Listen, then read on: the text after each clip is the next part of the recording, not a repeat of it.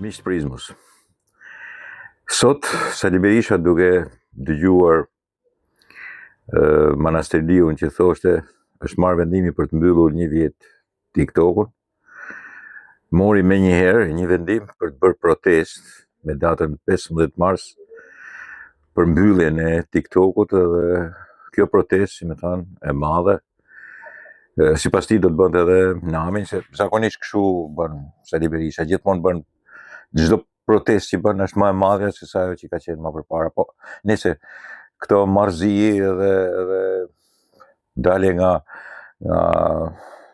sfera e mendimit normal edhe futet në atë universin e marrëzisë edhe gomarllekut të madh politik, ne e kuptojmë, marrim vesh. Është qartë për Sali Berishën. Ideja është që për çfarë po e bën edhe cilën datë ka zgjedhur për të bërë. Një kriminal si Sali Berisha ka zgjedhur pikërisht datën kur ka vrarë. E 15 mars të vitit 2008, 17 vjet përpara, Sali Berisha me korrupsionin e tij, të birin e tij, Shkëlqet Berishën, edhe me ministrin e tij, vrasës edhe ai për korrupsion, Fatmir Mediu, që sigurisht spaku dhe drejtësia shqiptare jo i ka toleruar, po i ka marrë me të mirë, ju ka fërkuar bythët këtyne farë burrave, hodhën erë dhe vranë 26 persona, plagosën 300 tjerë, rrafshuan një fshat, i shfrytëzonin si sklevër, bën një nga korrupsionet më të mëdha që rrithe nga shoqëria woke në Shtetet e Bashkuara të Amerikës. Do t'i dali fundi edhe kësaj punë, sigurisht. Do të hapen letrat edhe të maskarllekut që vjen nga Pentagoni deri në Shqipëri. Nga tenderat korruptiv të Pentagonit, që i besohen 2 të korrupturve, fëmijë, rrogaç, edhe që sigurisht lidhen me rrogaqët politike dhe korruptiv në Shqipëri, dhe pastaj vrasin njerëz. Dhe çfarë bën Sali Berisha? Këtë ditë e përkujton me protestë. Jo vetëm që nuk është penduar ndonjëherë për vrasjen që ka bërë aty. Një herë në jetën e tij. Një gangster politik si Sali Berisha, por ai tash bën edhe protestë në ditën e vrasjes së tij shtetërore për korrupsion, që është 15 marsi, për protestën e TikTokut.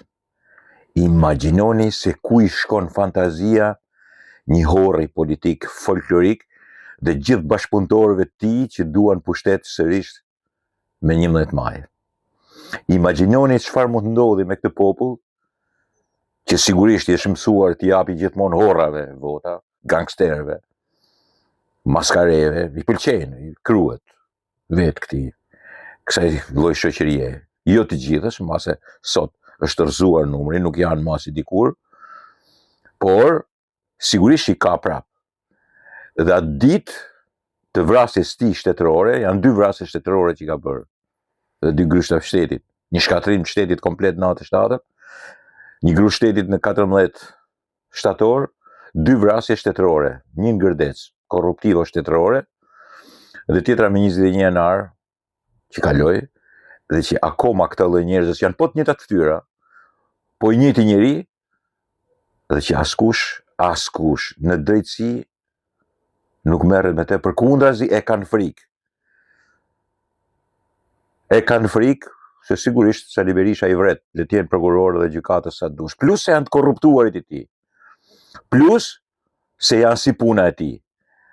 Edhe ata nëse do të ishin aty, do kishin vrarë njësoj me korrupsion dhe për korrupsion si Sali Berisha.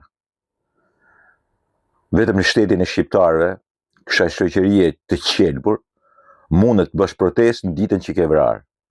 Dhe Sali Berisha proteston për TikTokun ditën kur vrau 26 veta, shumë më tepër se Enver Hoxha, brenda 1 sekonde.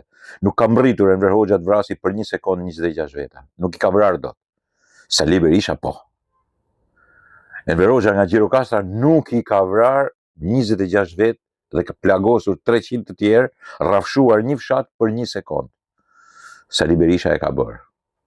Dhe ky popull, një pjesë e këtij populli dhe kjo shoqëri Dhe disa që i njoh shumë mirë çfarë fytyrat nyta janë, edhe intelektual, vazhdojnë ta adhurojnë një njeri të tillë. Dhe mirë t'u bëhet. Pak i ka vrarë, pak ka shkatruar vendin, pak i ka futur në lojë natë e gjashtën, pak i vodhi parat, pak i shkatroi vendin, pak i vrau nëpër protesta, dhe pak i fyen për ditë duke thënë që shiteni. Mirë t'ua bëj. Ata e meritojnë Sali Berishën. Mund t'jenë 30% e popullsisë, mund t'jenë 40% e popullsisë, po seriozisht edhe sinqerisht e meritojnë një kriminal si puna e tij.